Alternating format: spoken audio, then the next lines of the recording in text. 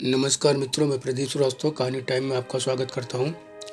लीजिए सुनिए मेरे उपन्यास अनसुनी यात्राओं की नायिकाएं का चौथा और अंतिम भाग।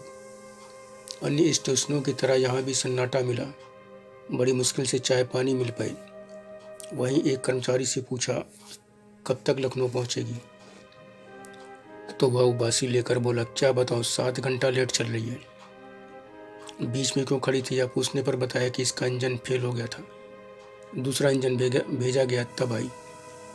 मैंने आकर मोहतरमा से बिस्कुट नमकीन निकालने के लिए कहते हुए सारी बात बताई तो उसने कहा, इस हिसाब से तो यह कल शाम तक लखनऊ पहुंच जाए तो बहुत बड़ी बात है। मैंने उससे कहा कि मैंने घर में शेष बच्चों से बात कर ली है, तुम्हारे पद का कोई नंबर हो तो बताओ, बात करा दूं। इस पर वह बड़ी कड़वी हंसी हंसकर बोली, कैसा घर? वहाँ किसी को मेरी चिंता नहीं है, इसलिए बताया भी नहीं है कि मैं आ रही हूँ। उसकी स्थिति समझते हुए मैंने तुरंत विषय बदल कर कहा, कोई बात नहीं, चाय पीजिए, ठंडी हो रही है। खाना वगैरह मिलने की तो अब कोई उम्मीद नहीं है। केला संतरा जो है वह भी आगे थोड़ा बहुत काम देंगे। वह चाय पीती हुई बोली, इतना बार बार आए गए ऐसा कभी नहीं हुआ। ये कहो मेरा भैया खाली दूध पर है, नहीं तो बड़ी मुसीबत हो जाती। मैंने कहा, सही कह रही हूँ। संयोग से मैंने केला संतरा ज़्यादा ले रखा था। रात करीब 12 बजे हम दोनों ने 2-3 केले संतरे खा लिए। उस समय पेट भरने का यही एकमात्र रास्ता था। महाराजगंज के बाद गाड़ी कई जगह रुकी, लेकिन चाय और सन्नाटे के सिवा और कुछ नहीं मिला। हाँ, वह आदमी 3 बार मिला जैसे मैं पिछली बोगी में ठेल आया था। पहली बार मिला तो बड़ी शालीनता से बोला, भाई साहब आपको ऐसा नहीं करना चाहिए था। मैं तो कुछ देर समझ ही नहीं पाया कि क्या हुआ। उस हड़बड़ाहट में जल्दबाजी में हम में से किसी को चोट भी लग सकती थी। मोहतरमा की बात सही थी। शादी के बाद वह पहली होली ससुराल में ही मनाने की रस्म पूरी करने ससुराल ही जा रहा था। संयोग से लखनऊ ही। मैंने वही खुराफाती मस्ती भरी बातें बताते हुए कहा, इसी स्पेशल जर्नी का भरपूर मजा लो मित्रवर। एकदम नई नई तरोताज़ा पत्नी के साथ बोगी में अकेले जर्नी करने का अवसर जीवन में फिर कभी नहीं मिलेगा। इस एक्सपीरियंस को कभी भूल नहीं पाओगे। अब जीवन में ना तो शादी के बाद की पहली होली आएगी और ना ही सामने से ये गुजर रही ट्रेन छोड़ोगे, और ना एकदम। बात अधूरी छोड़ते हुए मैं हंस दिया। मैंने हल्के से आंख भी मारी थी। वह हंसकर चला गया। उसकी भी ट्रेन छूट गई थी। मैंने मोहतरमा को बताया तो वह भी हंसी। यह सुनकर मैं बोला, वकील साहब आप काम ही ऐसा कर रहे थे। युवा तो वो थे, यंग वो थे, लेकिन युवागिरी आप कर रहे थे। यानी उस समय सब कुछ पटरी से उतरा हुआ था, सवारी से लेकर गाड़ी तक। यह सुनकर वकील साहब हंसे, फिर ऐसे सोचने लगे जैसे कुछ याद कर रहे हैं। मैं शांत रहा। मैं नहीं चाहता था कि उनका ध्यान भंग हो। थोड़ा समय लेने के बाद उन्होंने आगे बताना शुरू किया। हम दोनों एक बार फिर आरएसी सीट को एक करके बैठे हुए थे। बाथरूम के आसपास वाली कुछ लाइट्स छोड़कर बाकी सब ऑफ कर दी थी। मैं ही नहीं, मोहतरमा भी इस अनूठी जर्नी का पूरा खास मजा ले लेना चाहती थी। हर मजे का रेसा लूट लेने में लगी हुई थी। मैं गार्ड वाली बोगी की तरफ चेहरा करके दोनों पैर पूरा फैलाए हुए बैठा था, और वह मेरे पैरों के बीच बिल्कुल पीछे तक बैठी थी। उसका सिर मेरी छाती पर टिका हुआ था। मेरी ठुड्डी उसके सिर को छू रही थी। हम दोनों बाहर गुप्त अंधेरे, कभी बीच बीच में पड़ने वाली बस्तियों की लाइट देखते, या फिर कभी साफ चमकते सितारों भरे आसमान की ओर। वह कभी मेरे हाथों की उंगलियां टेढ़ी मेढ़ी करती तो कभी बीच वाली उंगली का सिरा दांतों के बीच में रखकर उन्हें जल्दी जल्दी दबाती। मैंने तुरंत पूछा, और वकील साहब आप केवल अंधेरा, बस्तियों की लाइट और आसमान के तारे गिन रहे थे, या आपके हाथ भी? बात अधूरी छोड़ते हुए मैं हंसा तो वकील साहब भी हंसकर अपनी बात आगे बढ़ाते हुए बोले, हाँ, वैसे ही मेरे हाथ भी कभी उसकी छाती निप्पल नाभि को छेड़ते तो कभी गहरी घाटी में भी बंगी जंप लगा आते। अचानक मैंने उससे पूछा, तुम्हें गाना वगैरह जानती हो तुम? तो उसने चंचल सोख स्कूली लड़कियों की तरह सिर हिलाते हुए कहा, "हम्म, अरे कुछ तो आता होगा, कुछ भी सुनाओ। तुम ही कुछ सुनाओ ना। कितनी बढ़िया हवा चल रही है, काली रात, सितारों भरा आसमान, गाड़ी में बस हम तुम दो मेहमान, कुछ तो सुना ही सकते हो।" मैंने बात फिर उसी की ओर मुड़ते हुए कहा, कुछ चुटकुला वुटकुला तो सुना सकती हो, बातें तो किसी कवित्री जैसी कर रही हो। और कोई गाना नहीं याद आ रहा है तुम्हें? तुम्हारी यह बात समझ में नहीं आ रही है। मुझे चुटकुलों के सिवाय कुछ आता नहीं, कैसे काम चलेगा? तो वह बहुत ही इठलाती हुई बोली, चलाना चाहोगे तो चल ही जाएगा, चुटकुले ही सुनाओ। उसकी बड़ी जिद पर मैंने कई चुटकुले सुनाए तो वह बोली, कुछ ऐसा सुनाओ कि मजा आ जाए। मजा शब्द पर उसके खास जोर का नेतार्थ समझते हुए मैंने फिर वकीलों के बीच अक्सर चलने वाले कई बेहद खुले नॉनवेज चुटकुले सुनाए। उन्हें सुनकर वह कभी आए बढ़ती, कभी सिसकारे निकालती, कभी मेरी उंगलियां चूमने लगती। फिर एक बार इन अश्लील चुटकुलों की ही तरह एक भोजपुरी लोकगीत पर बहुत ही ज्यादा अश्लील पैरोडी गुनगुनाने लगी। कुल मिलाकर उसकी आवाज अच्छी थी। वह पैरोडी वास्तव में एक बहुत ही पुराने भोजपुरी होली गीत, काहे खातिर राजा रूसे काहे खातिर रानी, और काहे खातिर बकुला रूसे कैले डबरी पानी, जोगिरा सारा रा, राजा खातिर राज रूसे, राज खातिर राजा रूसे, और सेज खातिर रानी, मछली खातिर बगुला रूसे कैले डबरी पानी, जोगी जी सारा रा की पैरोडी थी, जो मेरे चुटकुलों से भी ज्यादा खुली और अश्लील थी। वास्तव में उसकी अश्लीलता का स्तर सुनकर मेरे मन में आया कि भोजपुरी में यह जो अश्लीलता आजकल परोसी जा रही है, या संत गोरखनाथ, भिखारी ठाकुर, रामजी राय, पांडे, कपिल द्वारा स्थापित उच्च स्तरीय भोजपुरी साहित्य की परंपरा की जड़ खोद रही है, इसको रोकने का भी कोई रास्ता है क्या? यह सोचते हुए मैंने उसे सुनाने के लिए कहा, उसे और सुनाने के लिए कहा। अब मेरा उद्देश्य उसे और गहरे समझने का था। कहने पर तो उसने 2-3 पैरोडी और सुनाई, सभी अश्लीलता में एक दूसरे से होड़ ले रही थी। कहाँ से सीखा या बार बार पूछने पर भी यही कहती, बस ऐसे ही आ गया। मैंने पूछा, कभी अपने पति को भी सुनाया? तो वह मुंह बनाती हुई बोली, पहले खूब मजे ले लेकर सुनता भी था और सुनाता भी था, लेकिन जब झगड़ने लगा, शराब पीने लगा, तब से सब खत्म।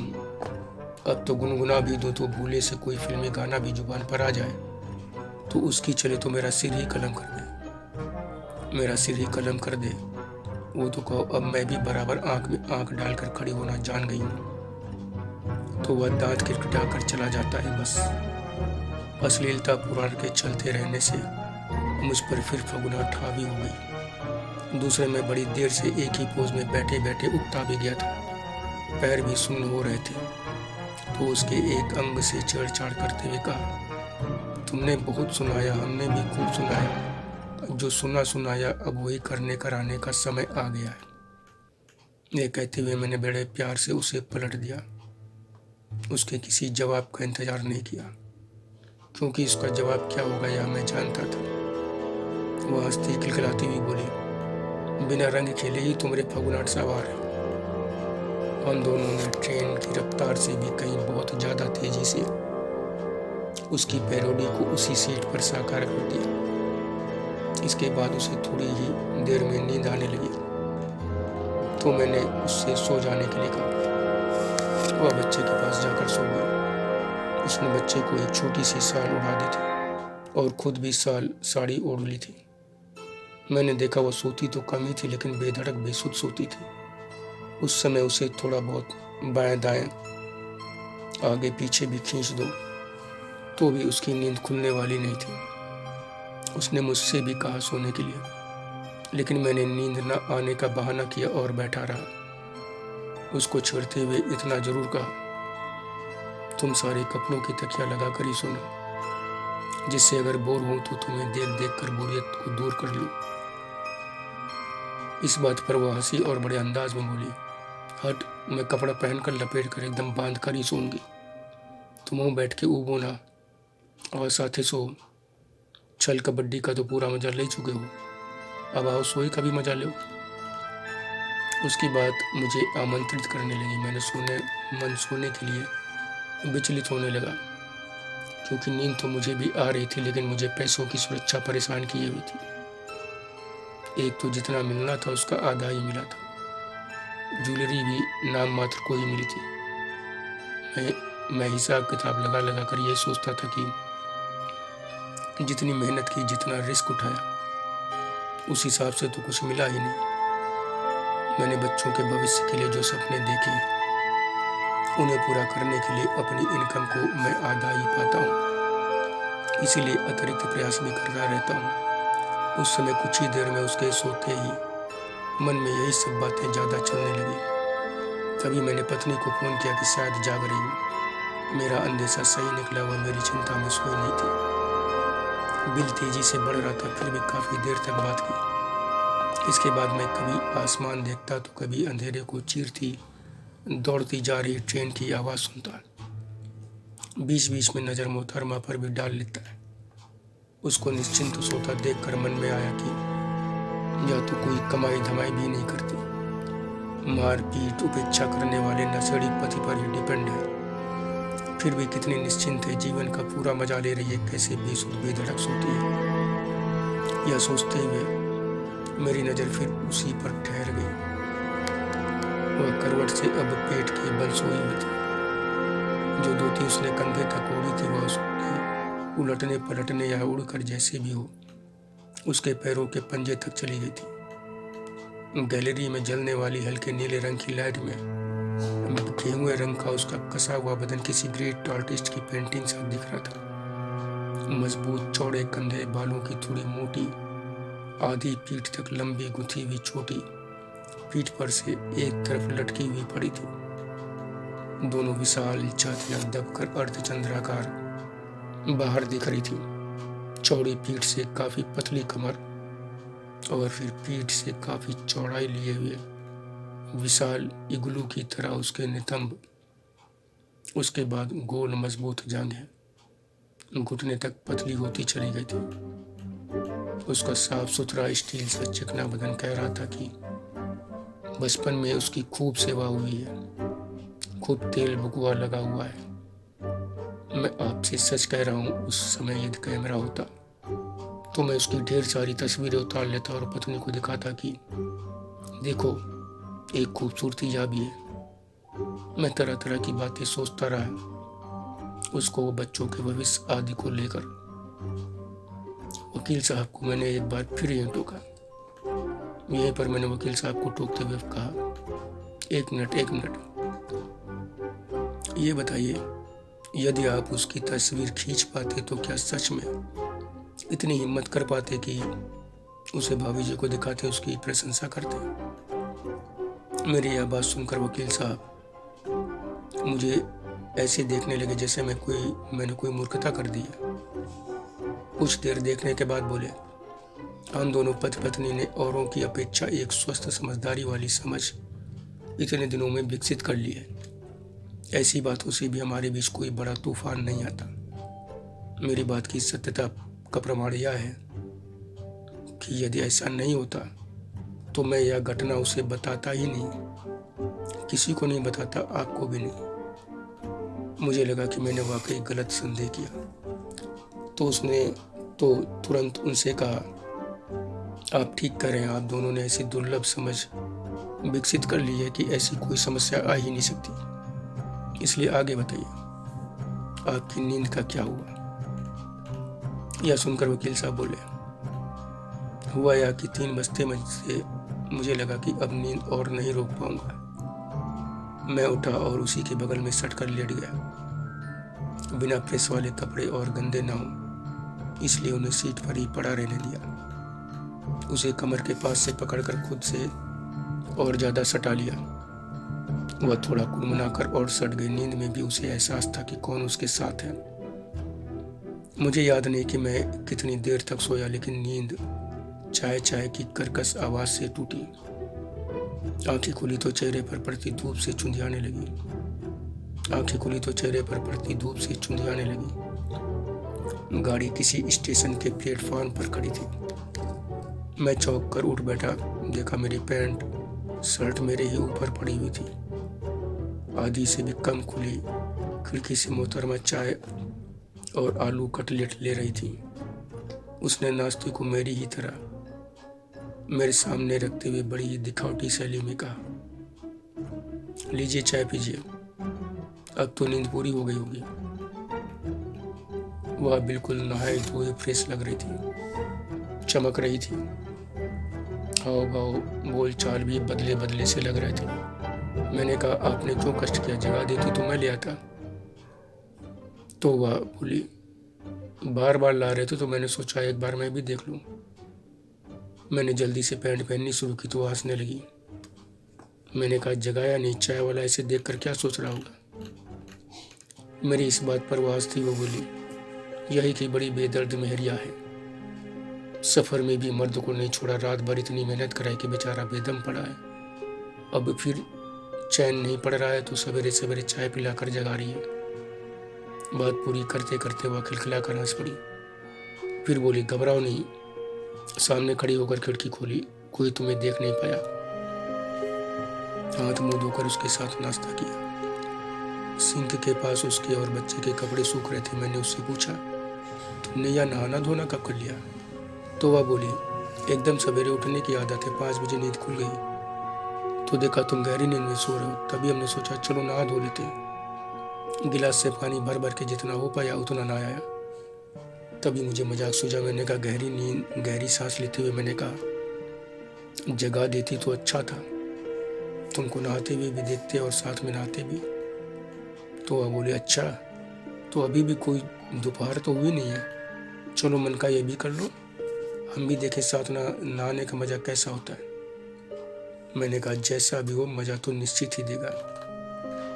तो वह बोली, अब बस भी करो, अब तक इतना मजा दे दी हो कि वही नहीं संभाल पा रहे। कभी सोचे भी नहीं थे, और फिर कुछ बीवी के साथ भी करने के लिए छोड़ दो, सारा कुछ मेरे ही साथ करोगे, सारा मजा मुझ पर ही लुटा दोगे, तो उनको क्या दोगे। मैंने कहा, मजा बांटने से कम नहीं बढ़ता ही, और अभी सारा कुछ किया ही कहाँ है, अभी तो शुरुआत ही की है। तो वह आंखें फैलाकर बोली, कमाल है, शुरुआत ऐसी है तो सारा कुछ में क्या क्या होगा। मैंने कहा, बहुत कुछ ऐसा जो तुमने सोचा भी नहीं होगा। तो उसने कहा, तुम्हारे इतना कहाँ सोच पाएंगे, निकाह से पहले मिल जाते तो हम भी सोचना सीख जाते। अभी तो जितना कुछ हुआ उसके बाद कुछ सोचने लायक ही नहीं रहेगी, उसी में बार बार डुबकी लगा रही हूँ। जब उठी तो एक बार मन में आया कि तुम्हें जगा दूं, लेकिन फिर तुम्हारी खुराफात याद कर सोचा कि रहने दो, तुम ठीक से नहाए भी ना दोगे। जब नींद पूरी हो जाएगी तो अपने आप जाग जाओगे। वह जब हल्की मुस्कुराहट के साथ यह बोल रही थी तभी मेरी दृष्टि बराबर उसके चेहरे पर थी। मैंने पहली बार ऐसा महसूस किया जैसे वह जो बातें कह रही है उनका कोई संबंध उसके मन में चल रही बातों भावों से नहीं है। मन में उसके कुछ और है, जिह्वा पर कुछ और। बड़े प्रयास के बाद भी उसके मन में क्या चल रहा है उसका मैं कोई अनुमान नहीं लगा सका। उल्टा उसके नहाए धोए चेहरे बदन के आकर्षण में खोते हुए पूछा, ट्रेन तो अब तक कई स्टेशनों पर रुकी होगी, किसी ने दरवाजा खोलने के लिए खटखटाया नहीं। तो वह बोली, खटखटाया लेकिन हमने ध्यान ही नहीं दिया। एक कोई कमीना टाइप का आदमी था जो गाली देते हुए गया। तभी गाड़ी चल दी। मैंने सोचा देखो कौन सा स्टेशन छोड़ रही है। सामने सीट पर देवरिया लिखा देखकर सिर पीटते हुए मैंने कहा, दत्त तेरे की, अभी देवरिया ही पहुंचे हैं, आज भी पूरा दिन बीतेगा इस डिब्बे में। गाड़ी रात भर चली थी या खड़ी रही कहीं। तो वह बोली, पता नहीं, जब उठी तो किसी स्टेशन से पहले ही खड़ी रही बड़ी देर तक। कुछ लोगों की बात सुनकर मालूम हुआ कि इंजन से 2-3 जानवर कट गए हैं। मैंने कहा, हद हो गई, सब कुछ इसी गाड़ी के साथ होना है। इससे अच्छा तो बस से चले होते तो अब तक पहुंच गए होते। अब मैं बहुत ज़्यादा परेशान हो गया, मन बहुत खिन्न हो गया। अगले स्टेशन पर पेपर लेने उतरा तो याद आया कि होली की छुट्टी के कारण आज तो पेपर भी नहीं आया होगा। खाने की कुछ चीज़ें लेकर मोहतरमा के पास वापस आ गया। सारी चीज़ें उसके सामने रखते हुए, कहा, लीजिए खाइए। खिन्नता के कारण अब उसका साथ भी मुझे उबाने लगा था। अब हर स्टेशन पर मैं गाड़ी से नीचे उतर जाता और गेट के सामने ही टहलता रहता। जब इंजन चलने की सीटी देता तब मैं चढ़ता। ध्यान मेरा पैसे पर बराबर बना हुआ था। बीच बीच में मोहतरमा के पास भी जाता, थोड़ा बहुत हंसी मजाक करता रहता।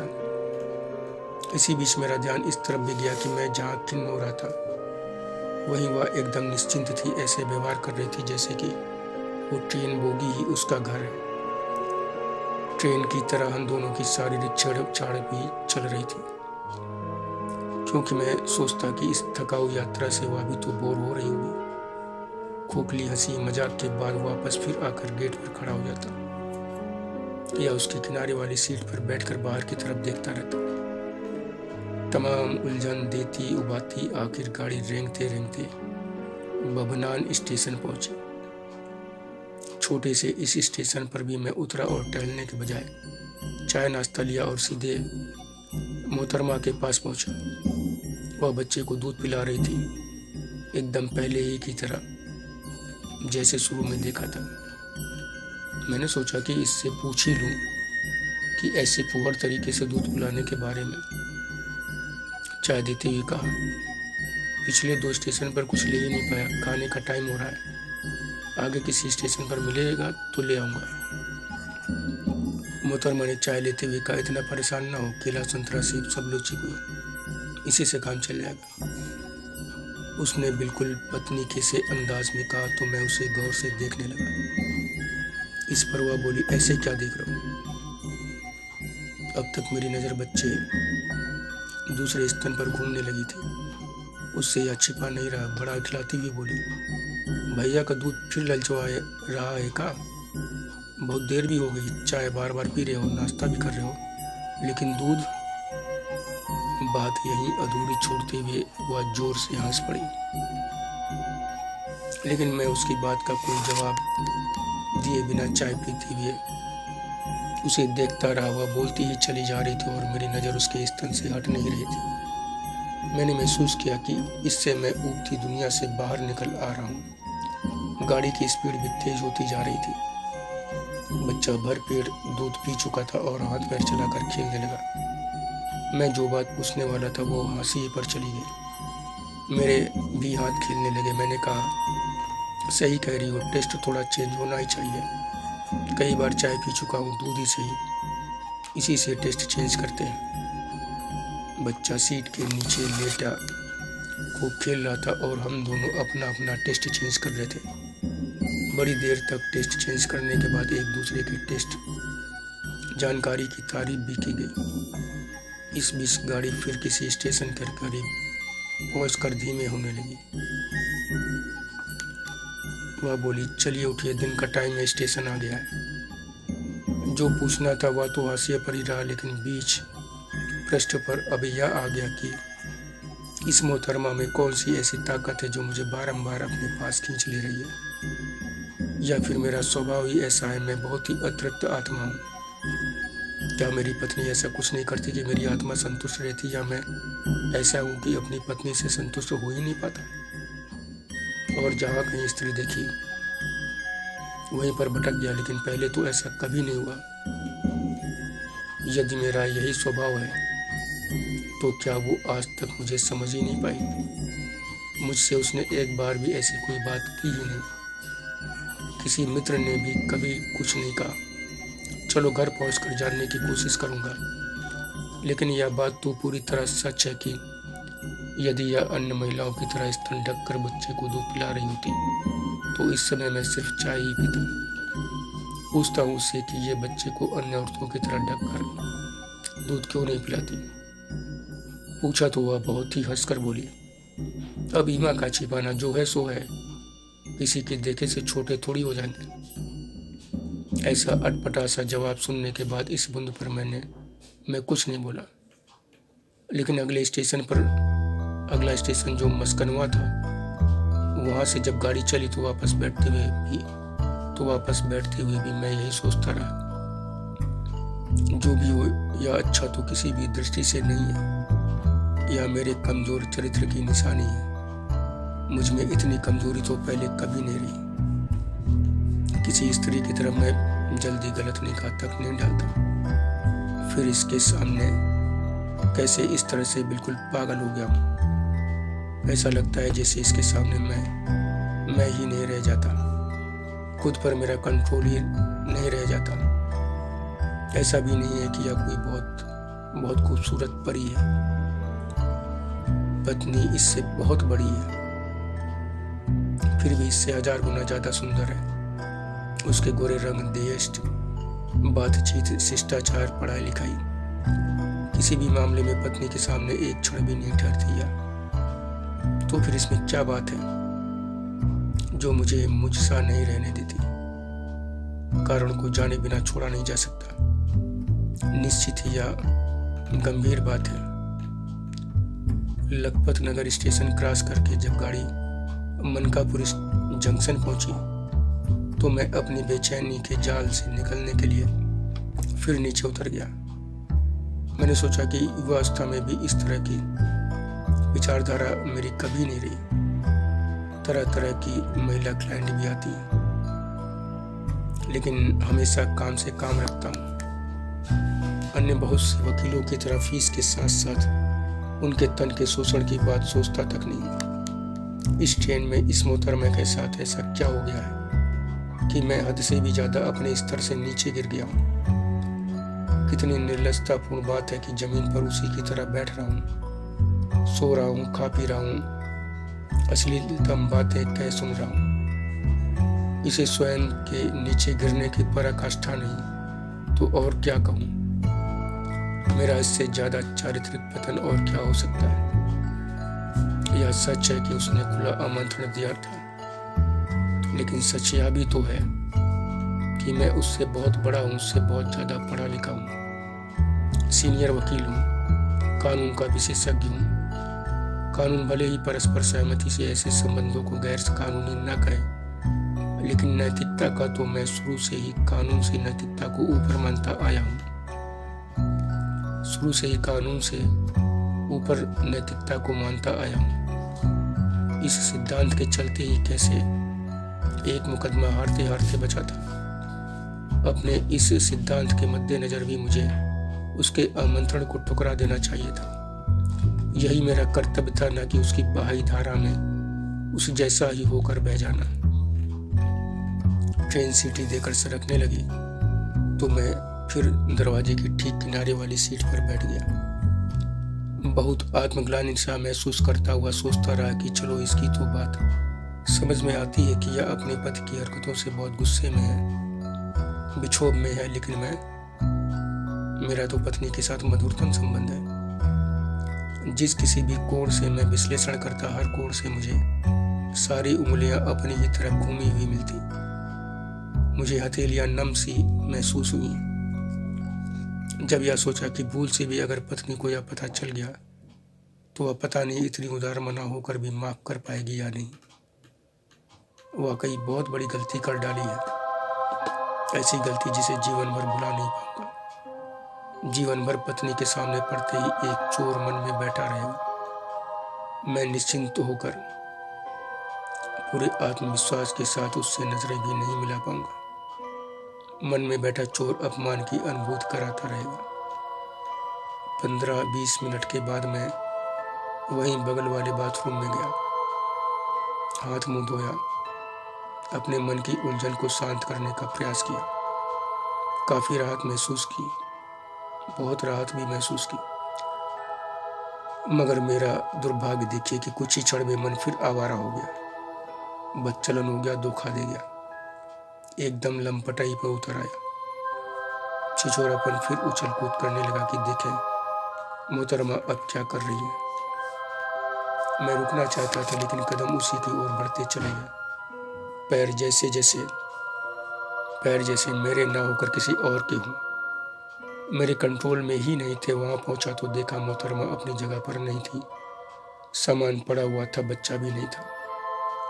मैंने सोचा बच्चे ने गंदगी करी होगी, उसे साफ करने गई होगी, लेकिन मेरे मन की लंपटाई ने इतना भी टाइम नहीं दिया कि मैं वहां बैठकर उसकी प्रतीक्षा करता। मैं बाथरूम की तरफ चल दिया, मगर वहां मुझे वह झटका लगा कि मैं चेतना शून्य हो गया। मेरे होश फाख्ता हो गए। वह कहीं नहीं दिखी। मैंने भड़ाक भड़ाक दोनों बाथरूम के दरवाजे खोले, लेकिन सन्नाटा। बाहर निकलने वाला दरवाजा खुला मिला। मेरा दिल जैसे विस्फोट कर उठा। मैं पसीना घबराहट लिए इधर उधर लड़खड़ाता, सीटों से टकराता, आंखों में सूटकेस की तस्वीर लिए उसी तरफ भागा। वहां पहुंचा तो मोहतरमा बच्चे की तरह मेरा सूटकेस भी गायब था। मुझे लगा कि जैसे मेरी छाती फट जाएगी। मैं दौड़ता भागता हुआ दरवाजे के पास पहुंचा। उसे झटके से अपनी तरफ खींचकर पूरा खोला। मैं हड़बड़ाहट में पूरी स्पीड में चलती ट्रेन से नीचे उतर ही जाता अगर एंड टाइम पर खुद पर काबू ना किया होता।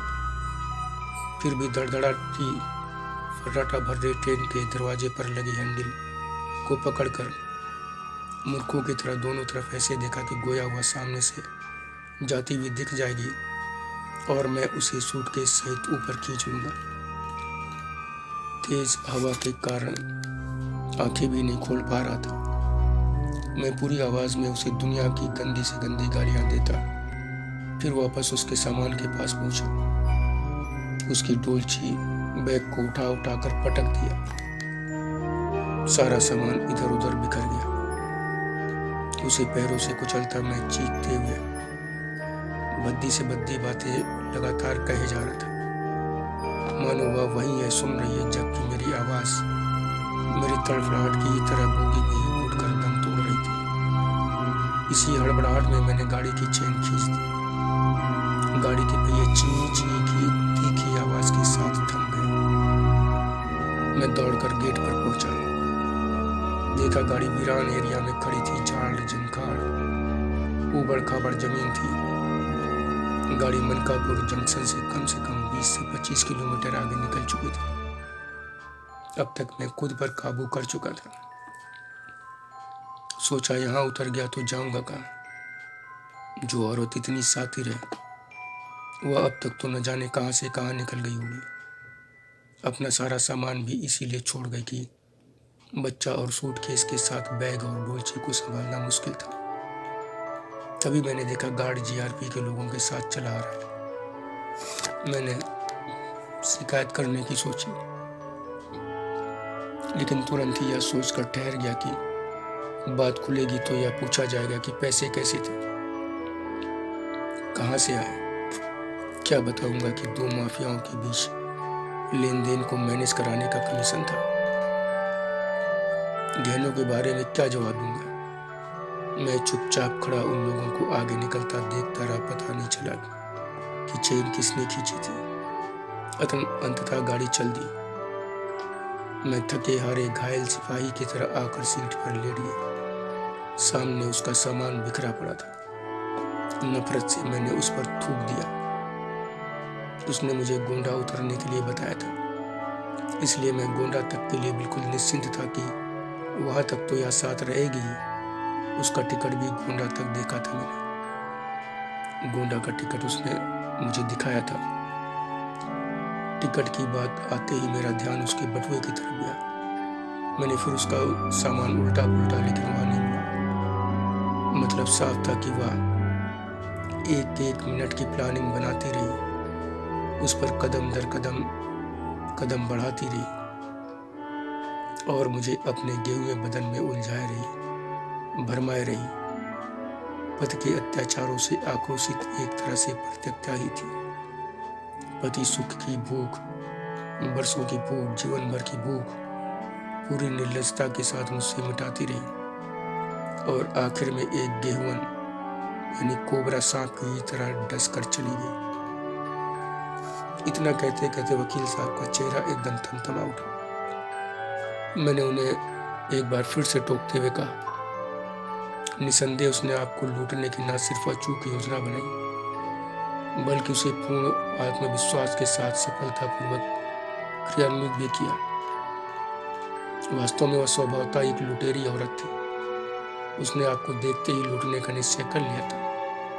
उसका गणित यह रहा होगा कि आदमी बड़े त्योहार पर घर जा रहा है, पैसा वगैरह खूब होगा। उसका अनुमान 10-20 हजार कर रहा होगा, लेकिन आपकी चूक से उसने यह जान लिया कि यहाँ तो लाखों हैं, और विश्वसनीय रूप से कल्पना से भी बहुत ज्यादा। बस यही उसने अपनी योजना को संशोधित करके आपको और ज्यादा अपने प्रभाव में लेना शुरू कर दिया। उसने अपने शरीर को अपना अमोघ हथियार बना लिया। वह आपका धन ही नहीं, आपसे शारीरिक सुख भी भरपूर लूट लेने की योजना क्रियान्वित कर रही थी, और आप उसे एक अबला समझकर उसके जाल में उलझते ही जा रहे थे, एक तेज तर्रार वकील होते हुए भी। मेरी बात पर वकील साहब ने कहा, आप सही कह रहे हैं, मुझे उसकी बातों से चौकन्ना होना चाहिए था। अश्लील गानों के जिस तरह उसने सुनाया, उसी समय मेरा ध्यान उसके चरित्र की तरफ, उसके खानदान की तरफ जाना चाहिए था। सोचना चाहिए था कि वह किस तरह की है। उस समय उसके सामान को देख देख कर मैं इतना परेशान हुआ कि उठकर दरवाजे की तरफ वाली सीट पर चला गया। मगर वकील दिमाग में यह बात आई कि अगर इसका सामान ऐसे ही बिखरा पड़ा रहा और कहीं जीआरपी वाले आ गए तो वह मुझे गिरफ्तार कर सकते हैं कि महिला यात्री को अकेले पाकर मैंने उसका रेप किया और उसे मारकर नीचे फेंक दिया। मैंने वापस जाकर उसके सामान को बैग डोलची में भरकर ऊपर बर्थ पर एक कोने में खिसका दिया कि जिसका सामान है हो सकता है वह भूलकर नीचे उतर गया हो, और मैं तो इधर बैठा हूँ, उधर कौन चढ़ा कौन उतरा यह सब मैं क्या जानूं। मैं यह सोचता रहा कि आखिर मुझ में कहाँ चूक हो गई। कैसे मैं गफलत में आ गया कि जिस सूटकेस पर दरभंगा से लेकर आगे बराबर ध्यान बना रहा, वह आखिर में आकर भटक कैसे गया। मुझसे गलती किस जगह हुई। आखिर निष्कर्ष यही निकला कि मनकापुर में जब मैं नीचे था तब वह गेट पर सूटकेस लिए खड़ी रही होगी, मुझे अंदर आते देखकर नीचे उतर गई होगी। ऐसा हुआ होगा, वैसा हुआ होगा, यही सोचते सोचते मेरी खोपड़ी भंजन होने लगी। जब शाम को ट्रेन लखनऊ में बादशाह नगर रेलवे स्टेशन पर रुकी तो मैं नीचे उतरा, लेकिन खोपड़ी भंजन तब भी चालू थी। प्लेटफार्म पर मैं ऐसे चल रहा था मानो अपने ही हाथों अपना ही घर फूंक कर चला आ रहा हूँ, लुटा पिटा। अचानक मेरे सामने वो दंपत्ति आ खड़ा हुआ जिसे उस बदमाश औरत के चक्कर में पगलाया हुआ मैं पीछे वाली बोगी में ढकेलाया था। वह बहुत ही बदतमीजी के साथ, और वह भी बहुत ही बदतमीजी के साथ। इस चक्कर में उसकी पत्नी प्लेटफार्म पर गिरते गिरते बची थी। उसने बड़े ही चहकते हुए पूछा, कैसी रही आपकी यात्रा, कहाँ है आपका परिवार, सामान। अब व्यंग्य के अंदाज में उसने जब पूछा तो मुझे गुस्सा आ गया। खोपड़ी भंजन चालू ही थी, फिर भी मैंने गुस्से को पीते हुए कहा, भाई बहुत ही खूबसूरत अविस्मरणीय रही मेरी यात्रा। मेरा अहोभाग्य कि आप जैसे सहयात्री मिले। मुझे खुशी इस बात की भी है कि आपकी इस विशेष यात्रा कि आप शादी के बाद पहली बार ससुराल जा रहे हैं होली मनाने, उसके लिए मैं एक पूरी बोगी आपके लिए अरेंज कर सका, और आपने संपूर्ण यात्रा भरपूर मजा लेते हुए पूरी की। आपके चेहरे पर बिखरी हुई खुशी इस बात को प्रमाणित कर रही है। यह कहते हुए मैंने उसकी पत्नी के चेहरे पर भी एक नजर डाली। वहां आए भाव, हल्की सी सुर्खी भी मुझे साफ साफ बता रही थी कि दोनों ने भरपूर आनंद उठाया है। बिना रुके मैंने आगे कहा कि जहां तक रही मेरी बात, तो ना तो मेरा कोई परिवार था, ना ही कोई सामान। ससुराल में आपकी पहली होली आपको बहुत बहुत शुभ हो। ढेर सारी शुभकामनाएं, आशीर्वाद, और आपको विवाहोपरांत मायके की पहली होली की बधाई। मैंने अभी भी संकुचाती उसकी पत्नी को देखते हुए कहा और आगे चल दिया। उनकी प्रतिक्रिया की प्रतीक्षा भी नहीं की। दोनों ने कुछ कहा, शायद धन्यवाद ही कहा होगा। मैंने देखा, इतना कहकर वकील साहब के चेहरे पर ऐसे भाव आए जैसे बरसों से सिर पर लिए घूम रहे किसी बोझ को अवसर मिलते ही फेंक कर बरसों से ठहरी विश्राम की सांस ली हो। उन्हें ऐसे देखते ही मैंने पूछा, ऐसे अविश्वसनीय यात्रा अनुभव के साथ घर पहुंचकर भाभी जी को कैसे फेस किया आपने? वकील साहब ने कुछ क्षण सोचने के बाद कहा, दरअसल जब मैं स्टेशन से बाहर निकलकर ऑटो से घर की ओर चला तो अजीब सी मनोदशा हो रही थी, जैसे मस्तिष्क हर तरह की बातों से सुन्न हो गया हो। उसमें कोई बात हो ही ना। मैं एकदम भावहीन, संज्ञा शून्य सा इतनी लंबी प्रतीक्षा के बाद घर पहुंचा तो सबने राहत की सांस ली। पत्नी को देखकर मैं चैतन्य अवस्था में लौटा तो बड़ी कोशिश की, लेकिन अपने लुटे पिटे होने के भाव को छुपा नहीं पाया। मेरी अस्त व्यस्त हालत, खाली हाथ देखकर पत्नी ने कुछ पूछने के बजाय पहले चाय नाश्ता कराया, बच्चों को टीवी देखने के बहाने दूसरे कमरे में भेज दिया। किसी अनिष्ट होने की आशंका से वह परेशान हो रही थी। उसे मालूम था कि मैं किस काम के लिए गया था। यह भी जानती थी कि काम बहुत ही ज़्यादा रिस्की है। उसने मुझे कई बार मना भी किया था कि इस तरह के कामों में हाथ न डाला करें। चाय नाश्ते के बाद उसने कुछ संकोच के साथ बात करनी चाहिए तो मैंने संक्षिप्त सा उत्तर दे दिया, सूटकेस चोरी हो गया। तो उसने कहा, आप सही सलामत आ गए, यही हमारे लिए बहुत है। लेकिन क्योंकि मैं उससे कोई बात छुपा नहीं पाता, इसलिए मैंने 24 घंटे के अंदर ही उसको सच बता दिया, बिना किसी संशोधन के। क्योंकि उस गेहुवन ने जो विष दिया था उसके प्रभाव से मैं पूर्णतः मुक्त नहीं हो पाया था। मैं ठीक से यह भी नहीं सोच सका कि पत्नी को क्या बताना है और क्या नहीं। वह बहुत गुस्सा हुई, हाथ में लिया हुआ सामान गुस्से से जमीन पर पटकती हुई बोली, मैं गलत थी। मूर्खों की तरह अब तक भ्रम में जीती चली आ रही थी कि सारे मर्द औरतों के मामले में एक जैसे नहीं होते। मेरा पति तो बिल्कुल भी नहीं। लेकिन नहीं, सच यही है कि औरतों के मामले में तुम सारे मर्द सिर्फ और सिर्फ भेड़िए ही होते हैं, सिर्फ भेड़िए और कुछ नहीं। उसके रौद्र रूप को देखकर उस समय मैं उससे यह नहीं कह सका कि एक तरफा एक ही पक्ष को गलत कहना कहाँ तक ठीक है। उस गेहुवन को क्यों नहीं कुछ कहती? क्या उसकी कोई गलती नहीं?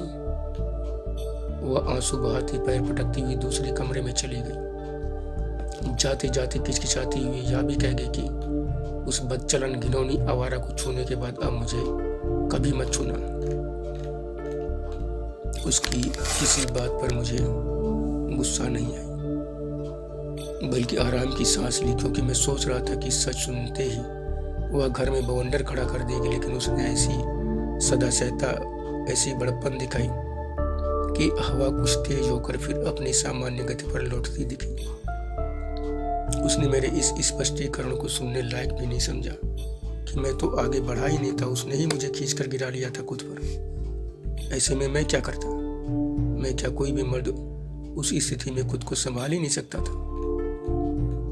कोर्ट में खुर्राट से खुर्राट न्यायमूर्तियों को भी मैं अपनी बात सुनाकर ही मानने वाला आदमी, मैं घर में पत्नी के कठोर ऑर्डर वाले हथौड़े की भारी भरकम चोट से कुचलकर शांत हो गया। वह मुझे अपनी छाया के पास भी फटकने नहीं दे रही थी। घर में छिटपुट रंग के धब्बे मुझे बता रहे थे कि मेरी चिंता प्रतीक्षा में बच्चों ने भी ठीक से त्यौहार नहीं मनाया था। मैं आपसे सच कहता हूँ कि अपने इस कुकृत्य पे मैं बहुत शर्मिंदा हूँ। जीवन भर मुझे इसका पछतावा रहेगा। मैं वकील साहब की बातों को सुनते हुए बहुत ही सूक्ष्मता से उनके चेहरे को पढ़ रहा था, जहाँ उनके पछतावे का विवरण बड़े बड़े अक्षरों में अंकित था। मैंने उनसे कहा, आप बहुत भाग्यशाली हैं कि आपकी पत्नी ने बात यही खत्म कर दी, अन्यथा यह घर भी तोड़ सकती थी। लेकिन यह भी कम आश्चर्यजनक नहीं कि इतनी जल्दी आपने स्थिति को सामान्य बना लिया, इतना कि पत्नी के साथ घूम रहे हैं। इस पर वकील साहब थोड़ा हंसकर बोले, हाँ सही कह रहे हैं, लेकिन इसके लिए मुझे बड़े पापड़ नहीं कुंतलों पापड़ बेलने पड़े। लेकिन फिर भी कुछ समय बाद जब बात करने लगी तो बात बात पर ताने मारना नहीं बोलती। वह कहती है कि वह बेवकूफ थी, उसे तो आपके सारे कपड़े भी ले जाने चाहिए थे, जिससे घर या तो मोगली, आपको याद होगा रुडयार्ड किपलिंग की प्रसिद्ध पुस्तक द जंगल बुक का मुख्य पात्र, भारत में इसके कार्टून सीरियल के लिए प्रसिद्ध गीतकार गुलजार द्वारा मोगली के लिए लिखा गया गीत चड्डी पहन के फूल खिला है काफी समय तक लोगों की जुबान पर था। यह बच्चा जंगल में पशुओं जानवरों के बीच कोपिन यानी लंगोटी पहनकर ही रहता था।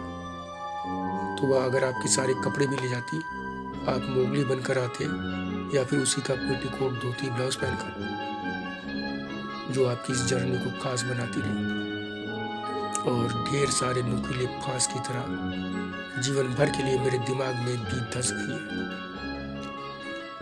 उसके मोगली बनकर आने के ताने से मुझे बहुत ही अंदर गुस्सा आती थी, लेकिन उसके ऐसे तानों को शांतिपूर्वक सुनने के सिवा मेरे पास और कोई विकल्प नहीं होता। इसलिए मैं सिर झुकाए चुपचाप 1000 चुप सुनता रहता हूँ। एक चुप 1000, इसके अलावा मेरे पास और कोई रास्ता नहीं होता, सुनता ही रहता हूँ। मुझ में उस समय इतना भी आत्मबल नहीं रह जाता कि उसकी तरफ देख भी सकूं। वकील साहब इसके आगे भी उसके बारे में बहुत सी बातें बताते रहे। बड़े स्पष्ट शब्दों में कहा कि मेरी चारित्रिक दुर्बलता के कारण वह मुझे खुले आम लूटने में सफल हुई। इसी कारण पत्नी के मन में मेरी गंदी तस्वीर भी हमेशा के लिए बन गई है। यह कहती हुई वह बड़े गंभीर हो गए। उन्होंने सामने गिलास में रखा पानी उठाकर पी लिया। तो मैंने कहा, हम चारित्रिक रूप से कितने सुदृढ़ हैं, इसकी वास्तविक परीक्षा ऐसे ही विशेष क्षणों में होती है। ऐसे क्षणों में ही हमारी सबसे कठिन और अंतिम परीक्षा होती है। इसमें भी हमारा स्वयं पर नियंत्रण बना रहे। इन परिस्थितियों में भी मन में किसी तरह की कोई उथल पुथल, कोई अंतर्द्वंद भी न पैदा हो। तभी यह समझना चाहिए कि हम चारित्रिक रूप से सुदृढ़ हैं, हम उत्कृष्ट चरित्र के हैं। यह सुनकर वकील साहब मुझे गौर से देखने लगे। यह स्वाभाविक भी था, क्योंकि मेरी बातों का सीधा सा तात्पर्य यह था कि वो चरित्र परीक्षण की सबसे बड़ी परीक्षा में बुरी तरह असफल हुए हैं। उन्हें शून्य भी नहीं बल्कि माइनस में अंक मिले। उनके चेहरे पर उभरती हताशा, निराशा की रेखाओं को देखकर मैंने सोचा कि इनकी आत्मग्लानि कहीं इनके लिए किसी बड़े कष्ट का कारण न बन जाए। इसलिए इन्हें थोड़ा सपोर्ट मिलना ही चाहिए, या इसके अधिकारी भी हैं, क्योंकि सारी गलती इन्हीं की नहीं है। इनकी इस बात को मानना ही होगा कि शुरुआत उसी ने की थी, उसी ने इन्हें स्वयं पर खींच लिया। तो आखिर ये और क्या कर सकते थे। इनकी बातों को दरकिनार कर इन्हीं को पूर्णतः दोषी ठहराना अन्याय है। वह कुछ राहत महसूस कर सके, उन पर से कुंठा आत्मग्लानि का बोझ कुछ कम हो, यह सोचकर मैंने उनसे कहा, देखिए जो हो गया उसे बदला नहीं जा सकता। आपसे जो गलती हुई या आपने की, देखा जाए तो प्रकृति न्याय व्यवस्था ने बिना एक क्षण व्यर्थ गवाए तत्काल आपको सजा भी दे दी। अपने प्राणों को हथेली पर रखकर जो धन आपने अर्जित किया था वह तत्काल आपसे छीन लिया। और फिर हमें यह भी नहीं भूलना चाहिए कि स्त्री प्रकृति की सबसे रहस्यमयी वह अनूठी रचना है जिसके समक्ष विश्वामित्र या रावण सब नतमस्तक हुए हैं। जब वह अपने काम बयार चलाती है तो बड़ी सी बड़ी गहरी नींव ग्रेनाइट पत्थरों सी मजबूती वाले चारित्रिक स्तंभ भी तिनकों से उखड़ कर हवा हो जाते हैं। ऐसे में हम आप जैसों का स्थान क्या है। यह समझना बड़ा ही आसान सा काम है। यह समझना बड़ा ही आसान सा काम है। इसलिए जो हुआ उसे भूलकर जीवन को बेहतर बनाने के प्रयास में नई स्फूर्ति के साथ जुट जाइए।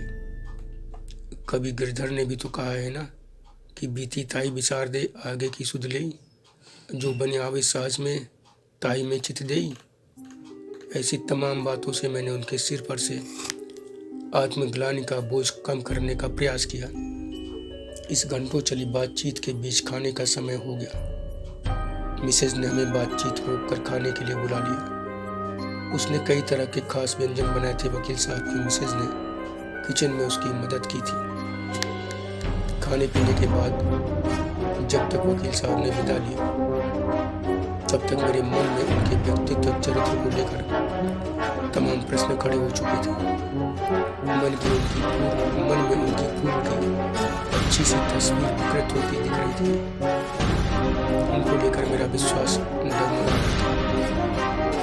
जब वह मेरे सामने बैठे खाना खा रहे थे, तब मेरी गुप्त दृष्टि बराबर उनकी आंखों पर थी।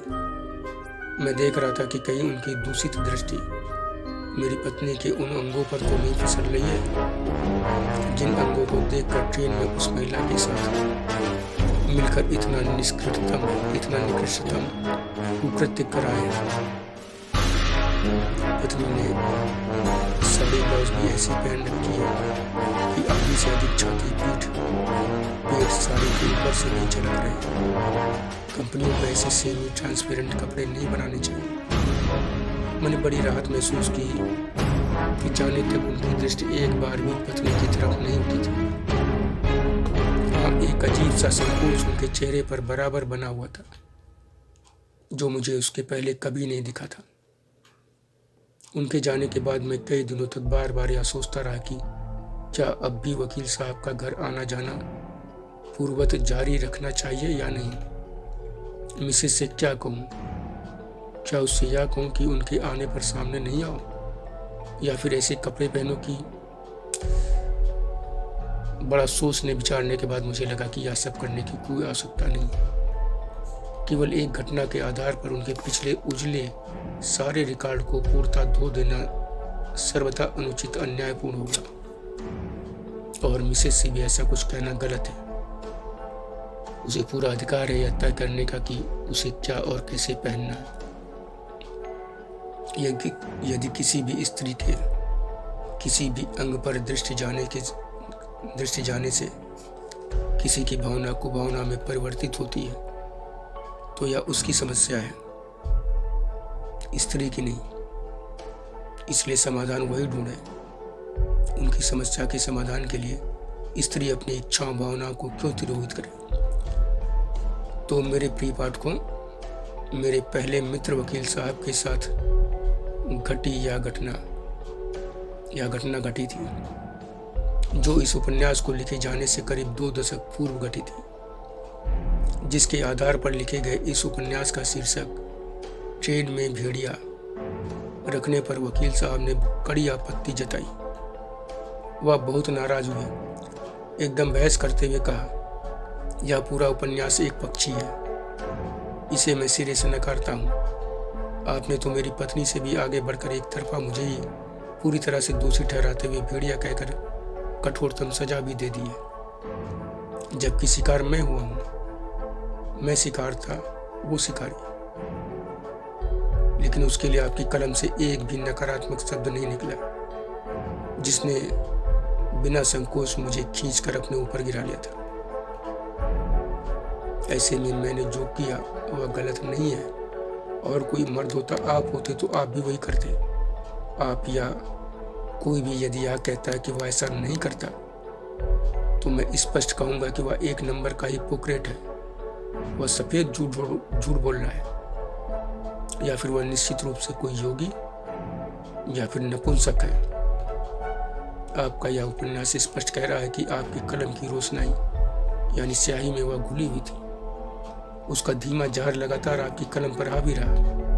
लिखने के दौरान आप उसके साथ संभोगरत होते रहे, और उससे मिले उस मानसिक सुख की कीमत आपने उसको पूरे उपन्यास में निर्दोष साबित करके चुकाई है। उसने जैसे मेरा सूटकेस चुराया वैसे ही आपकी कलम भी चुरा ली है। उसके अपराध को आपने उल्टा पीड़ित पर ही मर दिया है। मैं पूरे विश्वास के साथ कहता हूँ कि किसी भी मनोचिकित्सक से आपकी जांच करा ली जाए तो वह यही कहेगा कि आपके ऊपर उसका शरीर पूरी तरह से हावी था।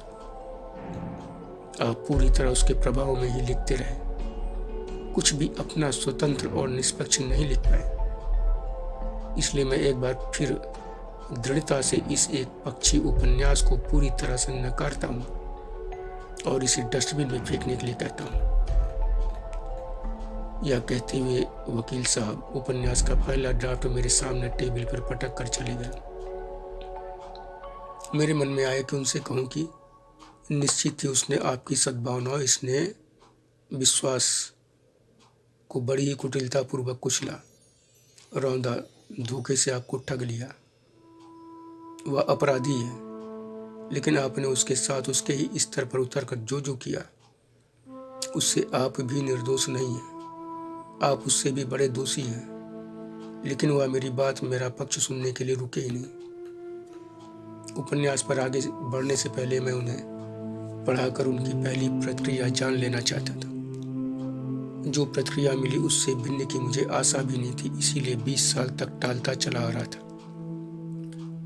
लेकिन जब 20 साल बाद हूबहू वैसी ही नहीं बल्कि उससे भी कई गुना ज्यादा सनसनीखेज घटना मेरी जानकारी में आई तो मुझे लगा कि अब इस पर अवश्य ही लिखना चाहिए।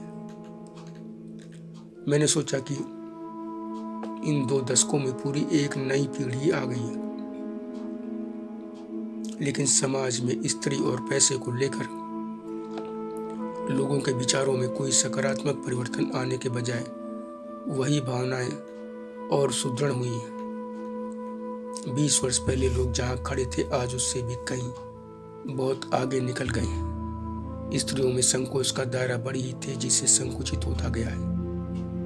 प्रिय पाठकों, मेरी बात पर यदि आपको जरा भी संदेह है तो इस दूसरी घटना को बहुत ही ध्यान से पढ़िएगा। मेरा पूरा विश्वास है कि आपके समस्त संदेह यह दूसरी घटना दूर कर देगी, सारे संदेह दूर हो जाएंगे। तो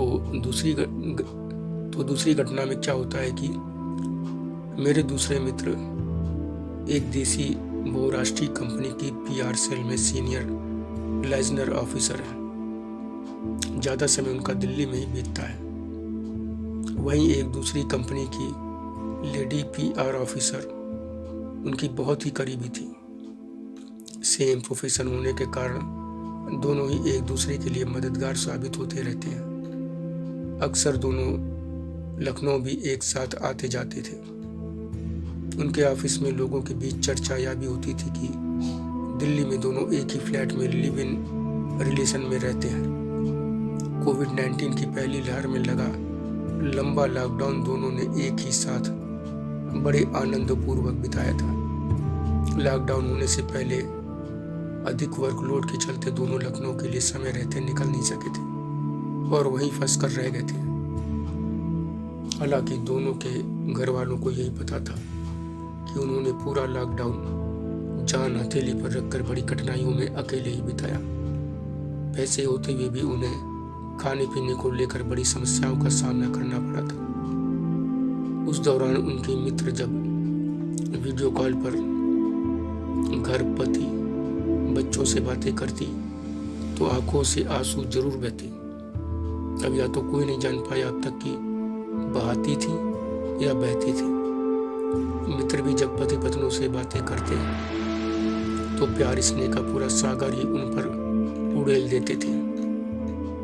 स्थितियां जब कुछ संभली, लॉकडाउन कई चरणों में अनलॉक हुआ तो ये दोनों अपने अपने घर पहुंचे और बेहतर हुई तो स्थितियां तो फिर अपनी नौकरी पर पहुंच गए।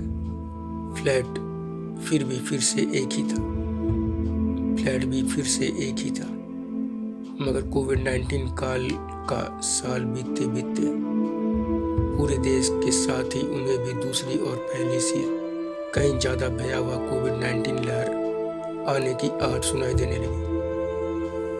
जब दोनों न्यूज में वैज्ञानिकों, विशेषज्ञों की यह बात सुनते पढ़ते कि दूसरी लहर बहुत भयावह परिणाम दे सकती है। वो हंसते हुए कहते, चलो और लंबा लॉकडाउन एंजॉय करेंगे। वैक्सीन की दोनों डोज ली है तो कुछ तो बेनिफिट भी तो लेना ही चाहिए ना, कुछ बेनिफिट भी तो लेना ही चाहिए ना।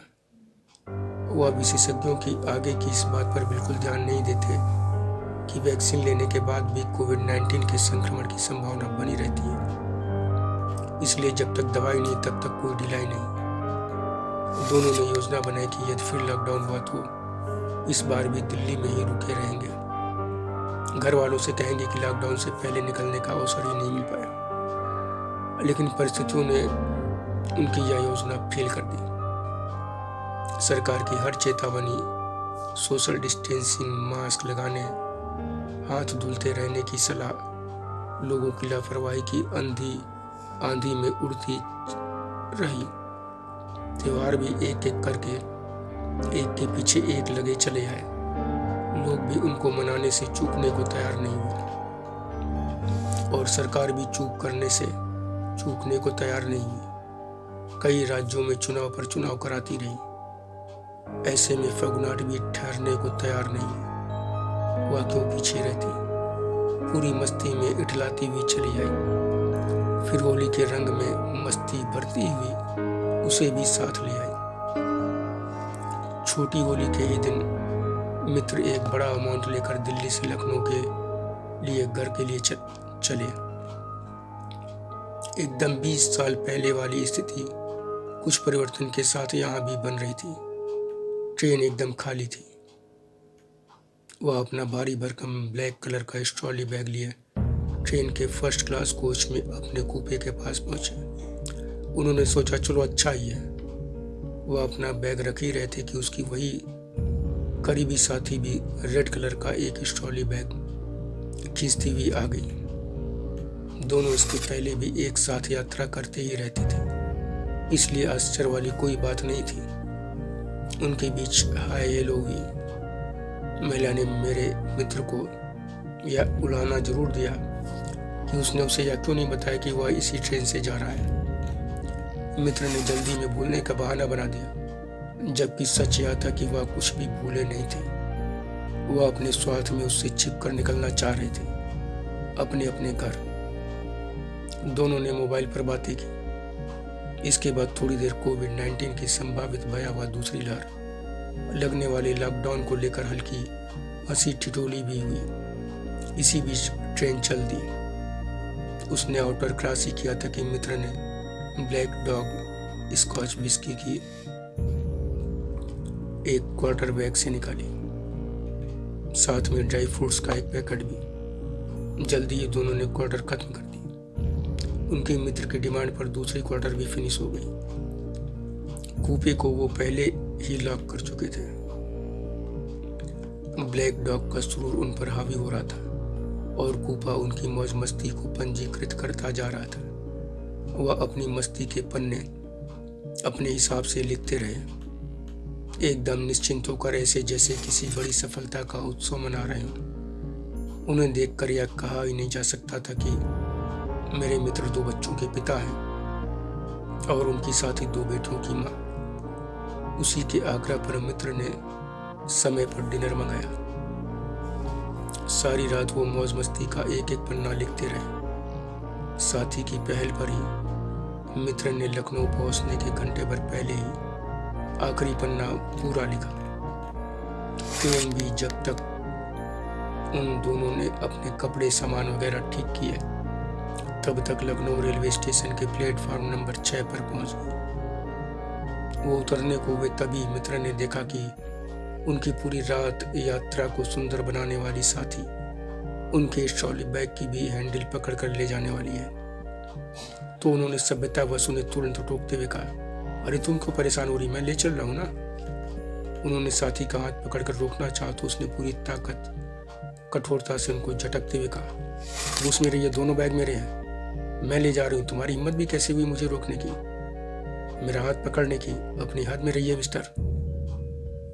इतना सुनते ही मेरे मित्र एकदम सकते में आ गए। एकदम भड़क कर बैग को दोबारा खींचने की कोशिश करते हुए बोले, दिमाग खराब हो गया तुम्हारा? मेरा सारा सामान इसमें भरा हुआ है, या तुम्हारा कैसे हो गया? क्या हो गया तुम्हें, पागल हो गए क्या? मित्र उनसे हैंडल छुड़ा नहीं पाए। उसने बहुत ही मजबूती से हैंडल को जकड़ रखा था। वह सेकंड भर में धक्का मुक्की तक पहुंच गई। उसने जब देखा कि वो ऐसे बैग नहीं ले जा पाएगी तो मित्र की आंखों में आंख डालकर धमकी देती हुई बोली, सुनो, यदि बैग नहीं ले जाने दिया ना तो अब मैं अभी फोर्स बुलाऊंगी। उन्हें सच बताऊंगी कि तुमने मुझे धोखे से शराब पिलाकर रात भर मेरा रेप किया। घंटे भर पहले तक तुम तुरंत अरेस्ट हो जाओगी। मेरा मेडिकल चेकअप होगा, रिपोर्ट में मुझ में शराब भी मिलेगी और तुम भी मिलोगे। नो डाउट तुम लिप लॉक किस बहुत अच्छा करते हो। तुम्हारा सलाइवा भी मिलेगा, यहाँ वहाँ न जाने कहाँ मिलेगा। अमेरिका की वह मोनिका लेविंस्की तो याद है ना, और तब के राष्ट्रपति बिल क्लिंटन, वह राष्ट्रपति होकर भी नहीं बच पाए थे, जबकि उनका मामला सिर्फ ओरल का था। तब भी उनकी हालत बदतर हो गई थी, और तुम तो पूरा समझे। इसलिए मैं क्या कह रही हूँ उसको जरा गहराई से समझो। मैं क्या समझाना चाह रही हूँ वो अभी समझ रहे हो ना?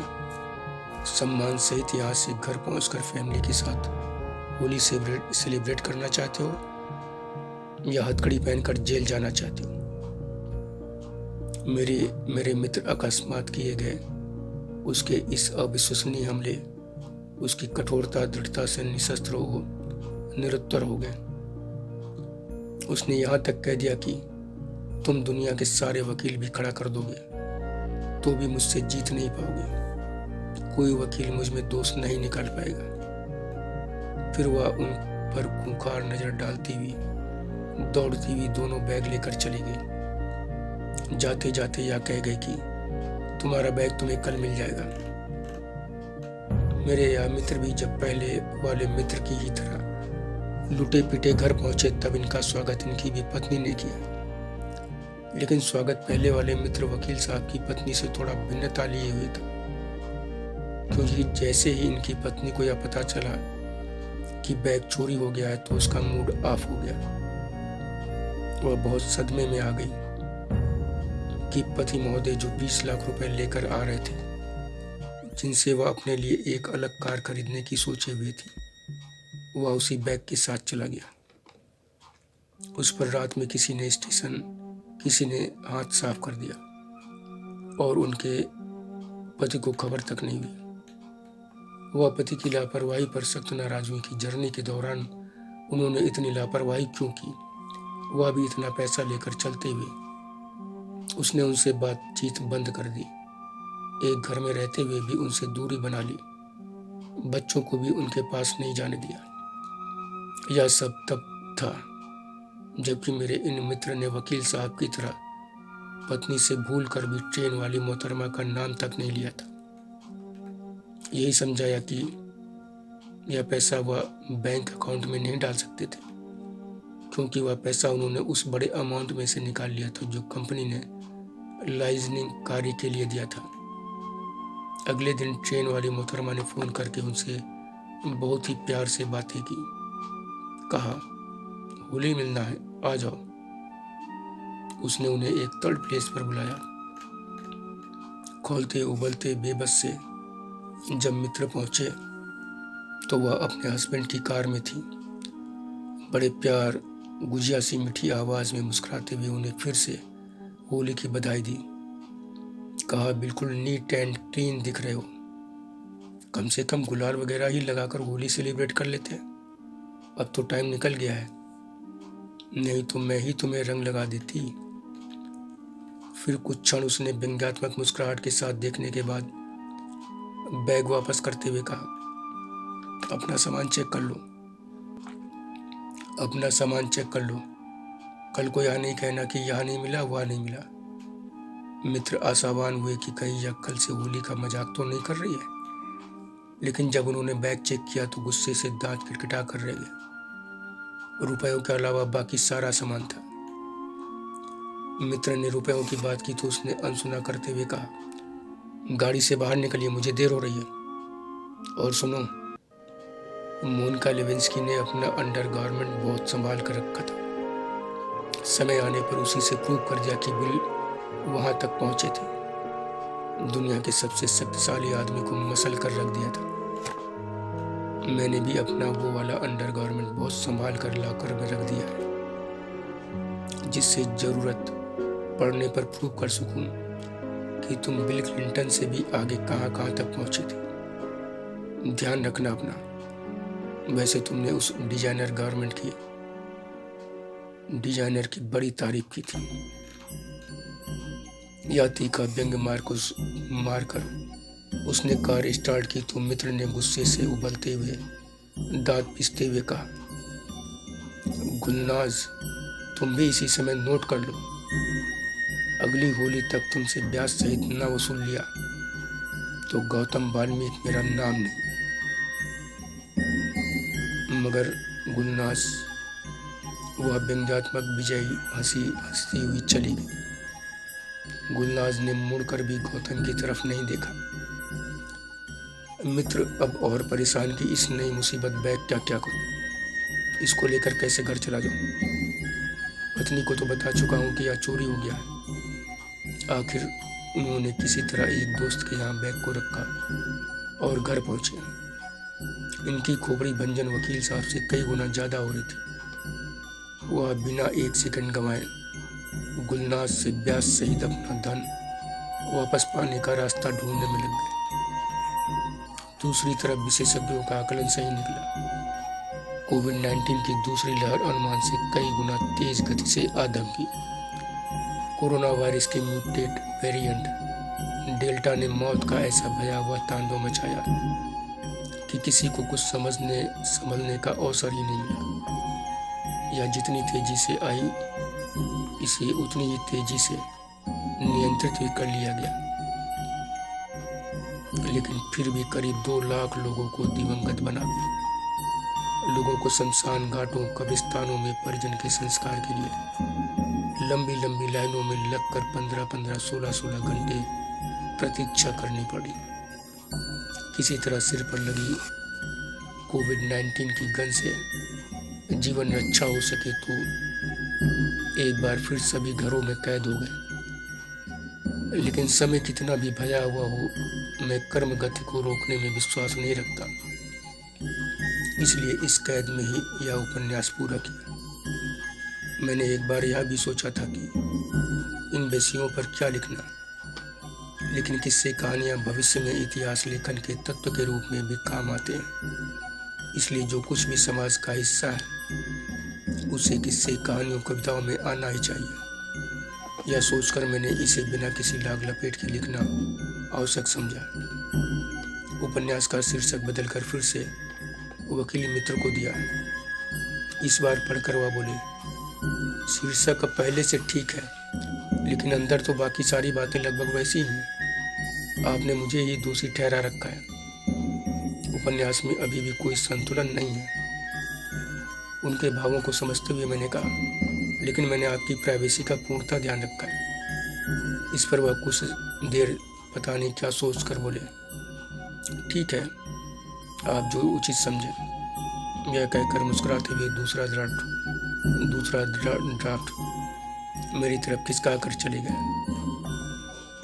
दूसरे मित्र को संतुलन आदि बातों से कोई लेना देना ही नहीं था। उनकी भी प्राइवेसी सुरक्षित है। उन्होंने वकील साहब की तरह बहस करने की कोशिश नहीं की। लेकिन मैं उपन्यास के शीर्षक से संतुष्ट नहीं हूँ और अब आप लोगों पर छोड़ता हूँ कि कोई सटीक शीर्षक बताइए। यह भी कि यथार्थ को यथार्थ की तरह लिख देना क्या गलत है? और हाँ, गौतम वाल्मीकि के पास अपनी चुनौती यथार्थ में परिवर्तित करने के लिए अब ज़्यादा समय शेष नहीं बचा है और देश व्यापक स्तर पर वैक्सीनेशन के बावजूद बार बार अगली लहर आने की संभावना से आतंकित है। धन्यवाद मित्रों।